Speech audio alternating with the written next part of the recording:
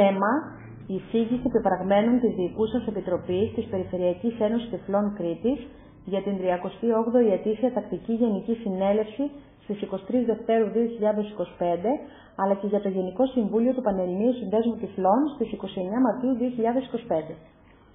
Αγαπητοί συνάδελφοι, το διάστημα που πέρασε η Ένωση δεν αντιμετώπισε σοβαρό πρόβλημα οικονομικό και τούτο διότι τα έσοδα από τα μαθήματα του συστήματος γραφής και ανάγνωσης Braille, παρότι εμφανίζονται αρκετά λιγότερα σε σχέση με προηγούμενα έτη, διευκόλυναν σημαντικά την πορεία του έτους 2024.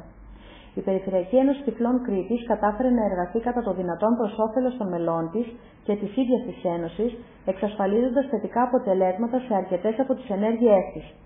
Συγκεκριμένα, στις 3 Μαρτίου 2024 πραγματοποιήσαμε την 37η Ετήσια Τακτική Γενική Συνέλευση στο ξενοδοχείο Αστόρια του Ηρακλείου, κατά τη διάρκεια της οποίας τέθηκαν τα θέματα της ημερήσιας διάταξης όπως ορίζει το καταστατικό μας, διανεμήθηκε η πρωτοχρονιάτικη πίτα της Ένωσης, παρατέθηκε πλήρες γεύμα σε όλους τους παρευρισκόμενους, τα μέλη μας και τους συνοδούς τους, πραγματοποιήθηκε λαχιοφόρος αγορά με κλήρωση μικρών και μεγάλων δώρων και ακολούθησε μουσικό πρόγραμμα από τα μέλη μας, Κουμπενάκη Κωνσταντίνα, Πασκαλάκη Γεώργιο, την Μπακιανάκη Ανδρέα και τους φίλους τους.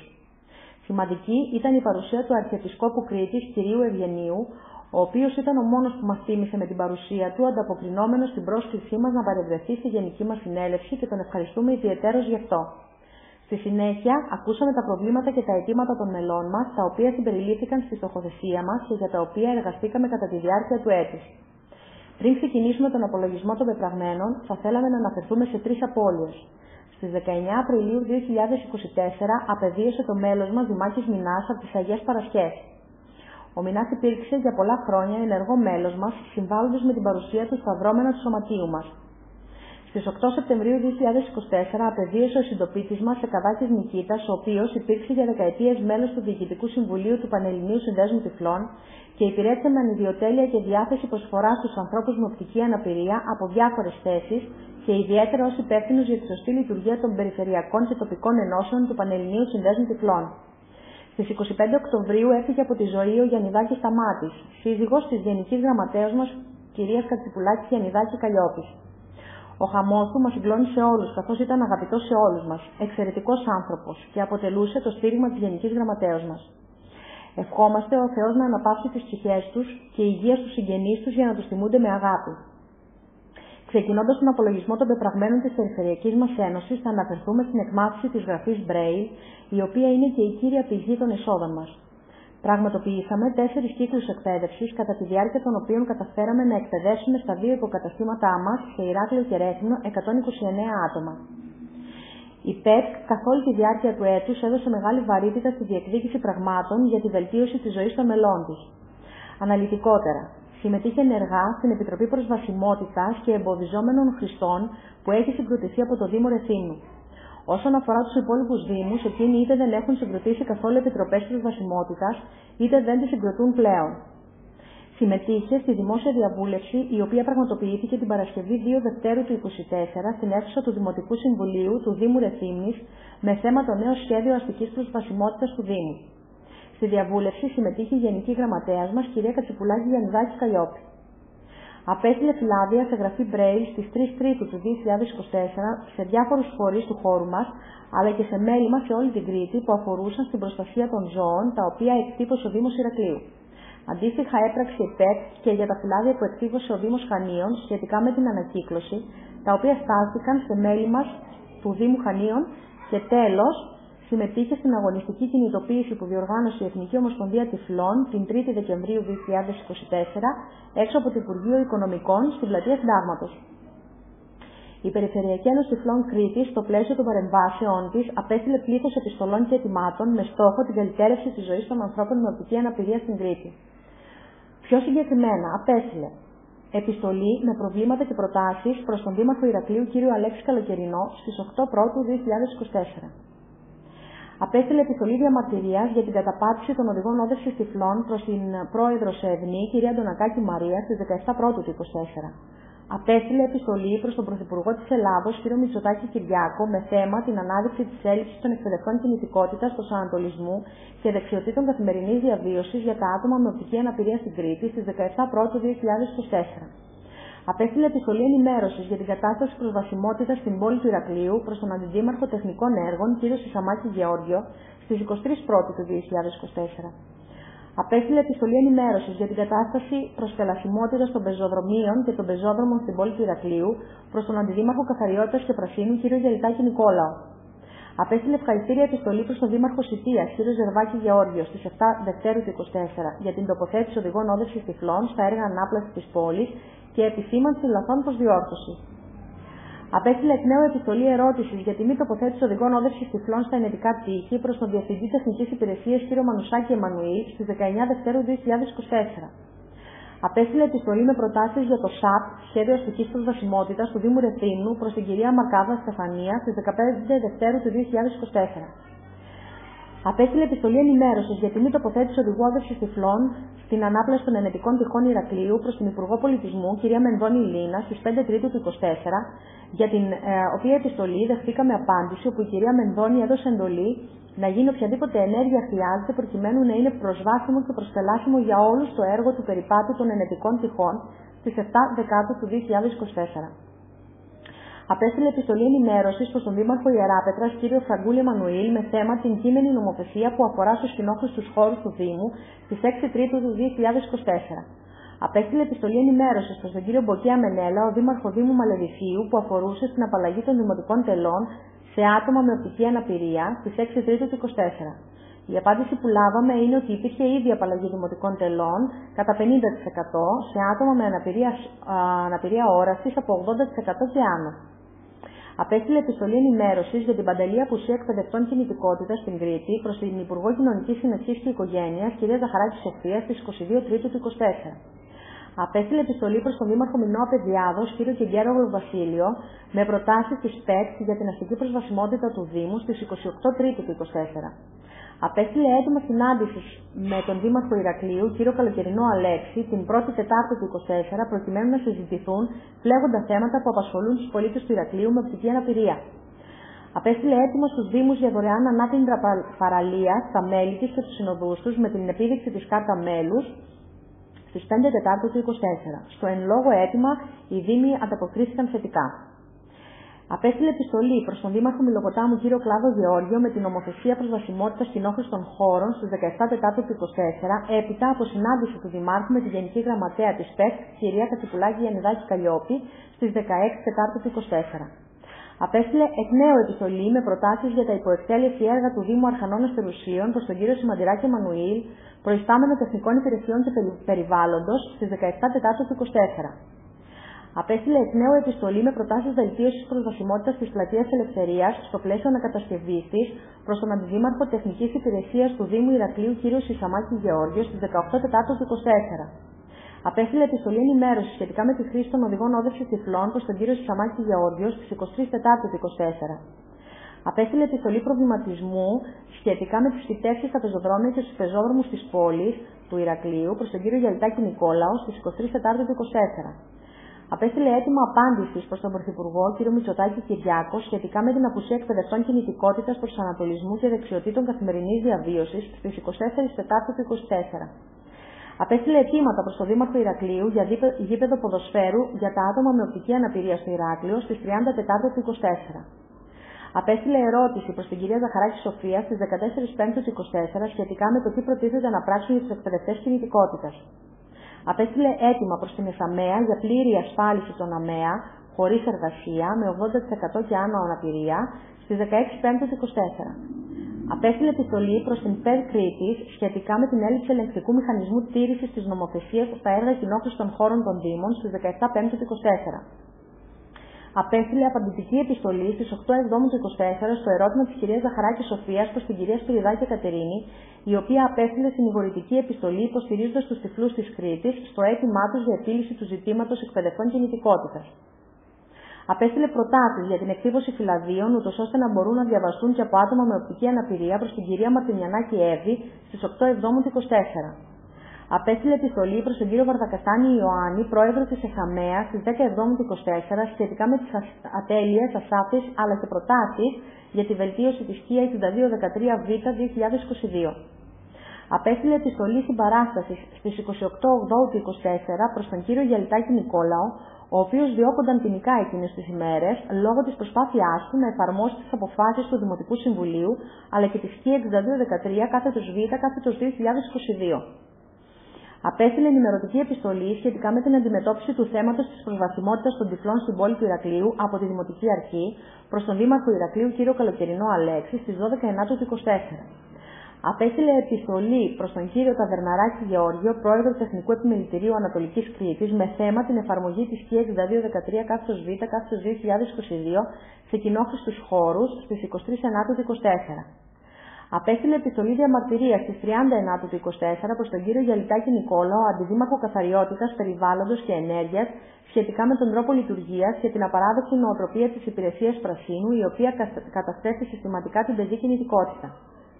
Απέστειλε επιστολή με προτάσεις για το ειδικό πολεοδομικό σχέδιο του Δήμου Μαλεβιζίου στις 8 Δεκάτου του 2024. Απέστειλε αίτημα για τοποθέτηση ηχητικών διατάξεων στους κόμβους εξόδου του λιμανιού και λεωφόρου Ικάρου και Εθνικής Αντιστάσεως στις 9 Δεκάτου του 2024. Απέστειλε αιτήματα προσβασιμότητας προς το υπεραστικό κτέλ Ηρακλείου στις 7 Δεκάτου του 2024. Απέστειλε επιστολή με προτάσεις για τη συγκρότηση Επιτροπής Προσβασιμότητας στο Δήμο Ηρακλείου στις 18 Δεκάτου του 2024. Απέστειλε αιτήματα στις 21 Δεκάτου του 2024 προς τον Περιφερειάρχη Κρήτης κ. Αρναουτάκη Σταύρο. Απέστειλε επιστολή διαμαρτυρίας για το έργο στην οδό Σκεπεντζή, καθώς υπάρχουν σημεία μη προσπελάσιμα για τους ανθρώπους με οποιαδήποτε αναπηρία προς τον κύριο Σαμάκη Γεώργιο, αντιδήμαρχο Τεχνικής Υπηρεσίας, στις 22 Δεκάτου του 2024. Μενέλα, δεν έχεις χώρο.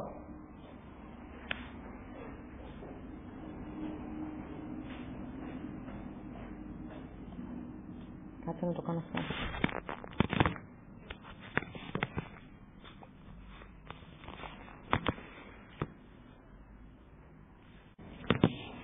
Μας συγχωρείτε για τη διακοπή και συνεχίζουμε. Απέστειλε συλληπιτήρια επιστολή προς τον Δήμαρχο Ηρακλείου Κρήτης για την απώλεια της κουνιάδας του στις 24 Δεκάτου του 2024. Απέστειλε αιτήματα τοποθέτησης οδηγού όδευσης τυφλών στον επιβατικό σταθμό προς το πλοίο και διάδρομο ελεύθερης όδευσης πεζών προς την έξοδο του λιμανιού προς τον Διευθύνοντα Σύμβουλο κ. Παπαδάκη Μινά στις 25 Δεκάτου του 2024. Απέστειλε επιστολή ενημέρωσης προς τον κύριο Μανουσάκη Μανουήλη, διευθυντή της Τεχνικής Υπηρεσίας, αλλά και προς όλους τους επιβλέποντες μηχανικούς του Δήμου, σχετικά με τη σωστή τοποθέτηση των οδηγών όδευσης τυφλών την 1η Ενδεκάτου του 2024. Απέστειλε αιτήματα προς τον Δήμαρχο Ηρακλείου κ. Καλοκαιρινό Αλέξη την 1η Ενδεκάτου του 2024 και τέλος απέστειλε επιστολή διαμαρτυρίας για το τμήμα της Πλατείας Ελευθερίας απέναντι από το άγαλμα του Ελευθερίου Βενιζέλου προς την κυρία Τριγωνάκη στις 5 Ενδεκάτου του 2024. Στο πλαίσιο πολιτιστικών, κοινωνικών και ψυχαγωγικών δράσεων των μελών της, η ΠΕΤΚ διοργάνωσε εκ νέου στις 28 Φεβρουαρίου 2024 μαθήματα χορού για τα μέλη της, μία φορά την εβδομάδα, με εθελοντική προσφορά του χοροδιδασκάλου κ. Κουγιουμουτζή Γεωργίου, τον οποίο ευχαριστούμε από καρδιά.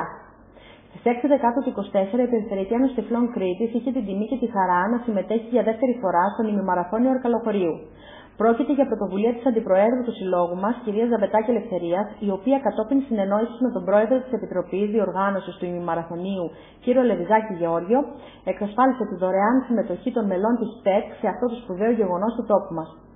Τα μέλη που έλαβαν μέρος ήταν 5 στον αριθμό και οι συνοδοί 3, καθώς επίσης συμμετείχε και η ειδική γραμματέας του Συλλόγου μας.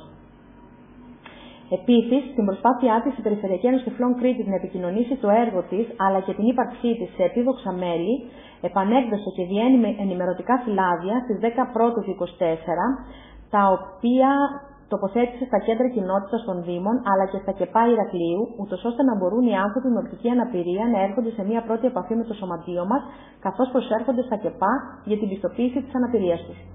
Επιπλέον, ο Πρόεδρος και η Γενική Γραμματέας πραγματοποίησαν σειρά συνεντεύξεων σε τηλεοπτικούς ραδιοφωνικούς σταθμούς και εφημερίδες της Κρήτης, όπως στις 3 Τετάρτου του 2024 ο Πρόεδρος της ΠΕΤ, κ. Μαρκοδημητράκης Μενέλαος, έκανε σύντομη παρέμβαση στο μεσημεριανό κεντρικό δελτίο ειδήσεων του Ράδιο Κρήτη. Στις 22 Έκτου του 2024 ο Πρόεδρος, με αφορμή το θερινό κύκλο εκμάθησης του συστήματος γραφής και ανάγνωσης τυφλών Braille, έδωσε συνέντευξη στην εκπομπή της κ. Βακιασιανάκης Ελένης, «Πες το και έτσι», στο Sky Κρήτης. Στις 15 Εβδόμου του 2024 ο Πρόεδρος και το μέλος μας κ. Παγκατάκης Κωνσταντίνος επισκέφθηκαν το πλατό της κ. Ανδρεαδάκη Αντιγόνης μαζί με την Αντιδήμαρχο κ. Παπαδάκη Ειρήνη με σκοπό την παρουσίαση της κίνησης του Δήμου Ηρακλείου να εκτυπώσει σε γραφή Braille φυλάδια που αφορούν σε μηνύματα για τα αδέσποτα ζώα αλλά και στο κοινοκομείο Ηρακλείου.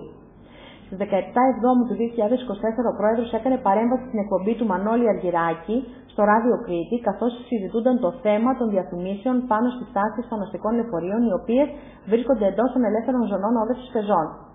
Στις 3 Δεκάτου του 2024 ο Πρόεδρος παραχώρησε ραδιοφωνική συνέντευξη στο Βήμα Κρήτης με θέμα την επιστολή που είχε αποστείλει η ΠΕΡΚ στον πολιτικό προϊστάμενο της Υπηρεσίας Πρασίνου, κ. Γελτάκη Νικόλαο. Ακολούθησε μια έντονη συζήτηση με κύριο θέμα την προτεραιότητα των πολιτών και ιδιαίτερα των ευάλωτων ομάδων πάνω στα πεζοδρόμια της πόλης σε σχέση με τις λάθος φυτεύσεις των δέντρων. Στις 8 Δεκάτου του 2024 ο Πρόεδρος παραχώρησε ζωντανή ραδιοφωνική συνέντευξη στην ΕΡΤ Ηρακλείου και συγκεκριμένα στην εκπομπή Ό,τι της φανεί της φανείς.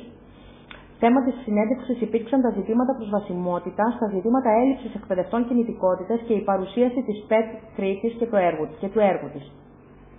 Στις 9 Δεκάτου του 2024 ο Πρόεδρος παραχώρησε ζωντανή τηλεοπτική συνέντευξη στο Carpet Channel και συγκεκριμένα στη δημοσιογράφο κυρία Παντεζήμου Σώτια. Θέμα συζήτησης υπήρξε η προσβασιμότητα στην πόλη μας και η έλλειψη εκπαιδευτών κινητικότητας στην Κρήτη. Στις 16 Δεκάτου του 2024 ο Πρόεδρος παραχώρησε συνέντευξη στο Ράδιο Πολίτικα Ηρακλείου έπειτα από πρόσκληση του κυρίου Νίκου Παπαδάκη. Θέματα συζήτησης υπήρξαν η έλλειψη εκπαιδευτών κινητικότητας των τυφλών, η Παγκόσμια ημέρα Λευκού Μπαστούνιου και τα μηνύματά της. Η Επιτροπή Προσβασιμότητας που συνεδρίασε άτομα για πρώτη φορά, καθώς και η συγκεκαλυμμένη επαιτία με τυφλεμπορικά έντυπα. Στις 22 Δεκάτου του 2024 ο Πρόεδρος παραχώρησε ραδιοφωνική συνέντευξη στην εκπομπή της κυρίας Βακεσιανάκης Ελένης, πες το και έτσι, στο ραδιοφωνικό σταθμό Sky Κρήτη. Στις 15 Δεκάτου του 2024 η Γενική Γραμματέας του Σωματείου της ΠΕΤ, κυρία Κατσιπουλά Γιαννιδάκη Καλλιόπη, παραχώρησε ραδιοφωνική συνέντευξη στο δημοσιογράφο κ. Παπασταματίου Ανδρέα και συγκεκριμένα στην εκπομπή Απολύτως Σχετικό στο πρώτο πρόγραμμα της ΕΡΤ, εν ώψη της Παγκόσμιας ημέρας Λευκού Μπαστούνιου. Η κυρία Κατσιπουλάκη ανέπτυξε φλέγοντα θέματα που απασχολούν τους τυφλούς κατοίκους της Κρήτης, προκειμένου να ακουστούν από την κυβέρνηση και να γίνουν ευρύτερα γνωστά με σκοπό την επίλυσή τους. Επιπλέον παραχώρησε συνεντεύξεις στο στούντιο Ρέθυμνο 980 στο δημοσιογράφο κ. Ρακιντζή Σταύρο, όπως επίσης και στο Team FM 102 με δημοσιογράφο τον κ. Καλετζάκη Σταύρο. Θέματα συζήτησης υπήρξαν και πάλι το λευκό μπαστούνι και η προσβασιμότητα της πόλης. Τέλος, στις 3 Δεκάτου του 2024 η κυρία Κατσιπουλάκη Γιαννιδάκη Καλλιόπη παραχώρησε συνέντευξη στην εκπομπή του κυρίου Λαβίδη στο Real FM με θέμα την Παγκόσμια ημέρα ατόμων με αναπηρία. Όσον αφορά τη συμμετοχή της ΠΕΤ σε εκδηλώσεις και δράσεις, στις 4 Τρίτου του 2024 το μέλος του συλλόγου μας, κ. Αθάνατος Νικόλαος, εκπροσώπησε το σύλλογό μας στην ενημέρωση για θέματα προσβασιμότητας στον ΑΜΕΑ με εισηγητή τον κύριο Ευάγγελο Αυγουλά. Στις 14 Τετάρτου του 2024 η ΠΕΤ συμμετείχε στην 37η ετήσια τακτική Γενική Συνέλευση του ΠΟΥΣΟΥΤΟΥ, όπου συζητήθηκαν εκτεταμένα τα προβλήματα που αντιμετωπίζουν οι τυφλοί στην Ελλάδα και στα τρία όργανα που συμμετείχε η ΠΕΤ και καθορίστηκε ο περαιτέρω σχεδιασμός για τη διεκδίκηση των δικαιωμάτων μας σε όλα τα θέματα που μας αφορούν, όπως π.χ. εργασιακά, συνταξιοδοτικά, εκπαιδευτικά και άλλα. Την 1η Μαΐου 2024 η ΠΕΤ συμμετείχε σε εκδήλωση της ΠΑΕ Όφη και της εταιρείας Βάβουλας Group στο Βαρδινογιάννιο Αθλητικό Κέντρο. Στις 5 Εβδόμου του 2024 η ΠΕΤ συμμετείχε σε συνάντηση με την Αντιδήμαρχο Κοινωνικής Πολιτικής Υπηρεσιών, κυρία Παπαδάκη Ρένα, και με την υπεύθυνη τμήματος Πολιτισμού Αθλητισμού Νέας Γενιάς Εθελοντισμού και ΣΑΝ, κυρία Μαρτινιανάκη Εύη. Δόθηκαν 200 φυλάδια εκτυπωμένα στη γραφή Braille προκειμένου να μπορούν να διαβαστούν και από άτομα με ολική απώλεια όρασης, γνώστες της γραφής αυτής, τα οποία διανεμήθηκαν από το σωματείο μας στους διάφορους φορείς και μέλη μας σε όλη την Ελλάδα. Στις 12 Εβδόμου του 2024 η ΠΕΤ επισκέφθηκε το Μουσείο Νίκος Καζαντζάκης που βρίσκεται στο χωριό Μυρτιά του Δήμου Αρχανών Αστερουσίων προκειμένου να αξιολογηθεί η μορφή προσβασιμότητας του μουσείου, η ηχητική, απτική, οπτική και άλλα. Τον Αύγουστο του 2024 η ΠΕΤ με εκπρόσωπο τη Γενική Γραμματέα της, κυρία Κατσιπουλά Γιαννιδάκη Καλλιόπη, συμμετείχε σε ημερίδα για την ψυχική υγεία που διοργάνωσε το Παγνί μαζί με την 7η Υγειονομική Περιφέρεια Κρήτης στο Ρέθυμνο. Το Σεπτέμβριο του 2024 η ΠΕΤ με εκπρόσωπο τη Γενική Γραμματέα της, κυρία Κατσιπουλά Γιαννιδάκη Καλλιόπη, συμμετείχε σε ημερίδα που διοργάνωσαν φορείς του Ρεθύμνου με θέμα την ενδοοικογενειακή βία. Στις 15 Δεκάτου του 2024 η ΠΕΤ συμμετείχε στην άτυπη συνεδρίαση της επωνομαζόμενης Επιτροπής Προσβασιμότητας του Δήμου Ηρακλείου με εκπρόσωπό της το μέλος της Λαμπράκη Μιχάλη.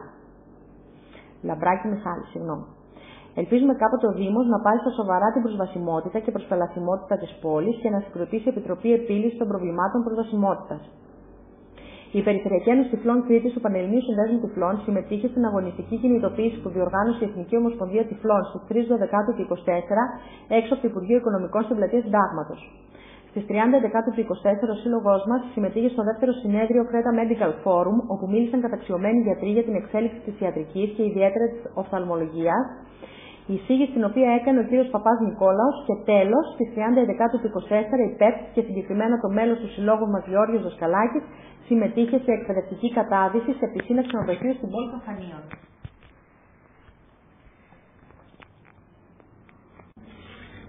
Στα πλαίσια ενημέρωσης και ευαισθητοποίησης για θέματα τυφλότητας, πραγματοποιήσαμε επισκέψεις και βιωματικές δράσεις σε δομές και σχολεία πρωτοβάθμιας, δευτεροβάθμιας και τριτοβάθμιας εκπαίδευσης.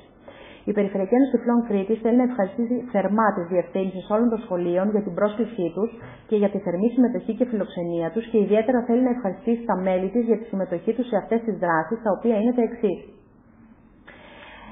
Η κυρία Κατσιπουλάκη Γιαννιδάκη Καλλιώτη, Γενική Γραμματέα της ΠΕΚ, η οποία καθ' όλη τη διάρκεια του έτους επισκέφθηκε πολλά σχολεία σε ολόκληρο το νομό του Ρεθύμνου.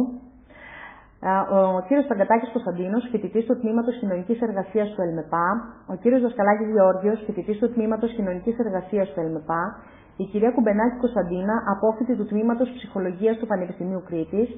Η κυρία Ζαμπετάκη Ελευθερία, αντιπρόεδρος της ΠΕΚ. Και φυσικά ο κύριος Μακροδημητράκης Μενέλαος, πρόεδρος της Περιφερειακής Ένωσης Τυφλών Κρήτης. Ξεχωριστά ευχαριστούμε την κυρία Κατσιπουλάκη Γιαννιδάκη Καλλιώτη, τον κύριο Δασκαλάκη Γεώργιο και τον κύριο Παγκατάκη Κωνσταντίνο, που πολύ συχνά εκπροσωπούν το σύλλογό μας αυτόνομα. Κατόπιν, κλείνουμε σκόπιμο να αναφέρουμε όλα τα σχολεία τα οποία επισκεφτήκαμε χωρισμένα αναβαθμίδες. Νηπιαγωγεία. 14ο Νηπιαγωγείο Ηρακλείου στις 9 Δεκάτου του 2024. Δημοτικά σχολεία. 52ο Δημοτικό Σχολείο Ηρακλείου στις 26 Πρώτου του 2024. 5ο Δημοτικό Σχολείο Ηρακλείου στις 8 Δευτέρου του 2024. 34ο Δημοτικό Σχολείο Ηρακλείου στις 27 Τρίτου του 2024. 5ο Δημοτικό Σχολείο Ηρακλείου στις 8 Τετάρτου του 2024. Αγκρίτιο Εκπαιδευτήριο στις 19 Τετάρτου του 2024. ΚΔΑ Πρεθύμνης Παιδικός Κόσμος στις 22 Δεκάτου του 2024. Συγγνώμη. Γυμνάσια σχολεία. 1ο Γυμνάσιο Ηρακλείου στην 1η Τρίτου του 2024. Γυμνάσιο Χρυσόνα στις 4 Τρίτου του 2024. Γυμνάσιο Τιλίσου στις 11 Τρίτου του 2024. Γυμνάσιο Αγίου Μύρονα στις 2 Δεκάτου του 2024 και Μουσικό Γυμνάσιο Γουρνών στις 4 Δεκάτου του 2024. Λύκεια σχολεία. Γενικό Λύκειο Γουβών στις 26 Τρίτου του 2024, Τρίτο Γενικό Λύκειο Ηρακλείου στις 12 Ενδεκάτου του 2024, Νυχτερινό ΕΠΑΛ στις 3 Δεκάτου του 2024. Πανεπιστήμια και κολέγια. Μητροπολιτικό Κολέγιο Ηρακλείου στις 9 Δευτέρου του 2024, Πανεπιστήμιο Κρήτης στις 8 Εβδόμου του 2024. Πρόσκοποι. Τέταρτο Σύστημα Προσκόπων Νομού Ρεθύμνης στις 17 Δευτέρου του 2024. Τέταρτο Σύστημα ΑΕΡ Προσκόπων Ηρακλείου στις 31 Τρίτου του 2024 και δεύτερο Σύστημα Ναυτοπροσκόπων και τέταρτο Σύστημα ΑΕΡ Προσκόπων Ηρακλείου στις 31 Τρίτου του 2024.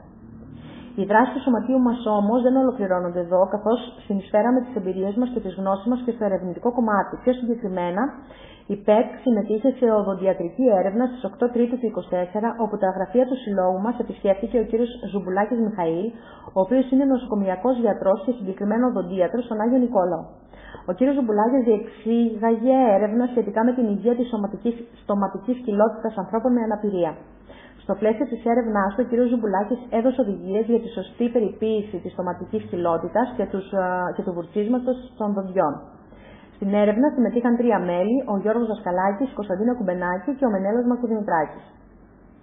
Χαιρόμαστε να συμμετέχουμε σε έρευνες από τις οποίες μπορούν να διεξαχθούν χρήσιμα συμπεράσματα. Το έτος 2024 η ΠΕΚ απέστειλε τα κάτω της δελτία τύπου. Δελτίο τύπου σε όλα τα ΜΜΕ της Κρήτης που αφορούσε στην Παγκόσμια ημέρα Λευκού Μπαστονιού στις 15 Δεκάτου του 2024. Δελτίο τύπου με θέμα τη σπήλωση των τυφλών της Κρήτης μέσα από συγκεκαλυμμένη επετεία στις 15 Δεκάτου του 2024.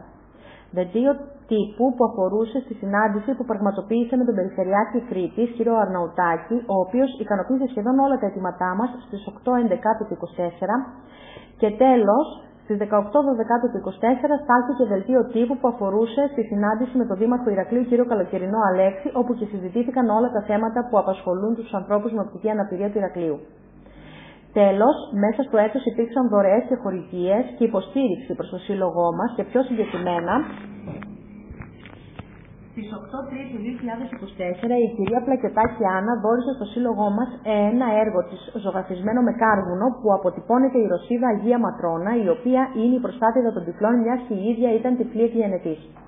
Στις 22 Τετάρτου του 24, η οικογένεια του εκλειπώντα μέλους μας, Δημάκη Μινά, παραχώρησε δωρεά χρημάτων στο σωματείο μας, τα οποία συγκεντρώθηκαν κατά την εξώδιο ακολουθία του.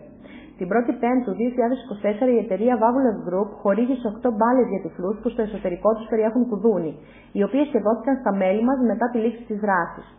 Στις 26 Πέμπτου του 2024, ο κύριος Πίτσος Γεώργιος πραγματοποίησε υδραυλικές εργασίες στο σωματείο μας εντελώς δωρεάν.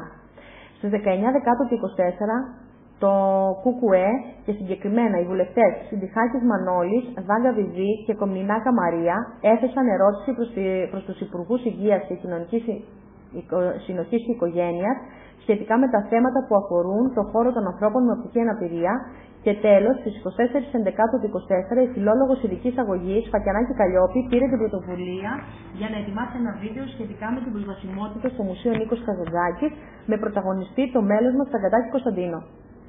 Ευχαριστούμε θερμά όλους όσους συνείσφεραν με τον τρόπο τους στο σύλλογό μας. Σας ευχόμαστε να περάσουμε μια όμορφη Κυριακή και ένα υγιές και δημιουργικό έτος 2025.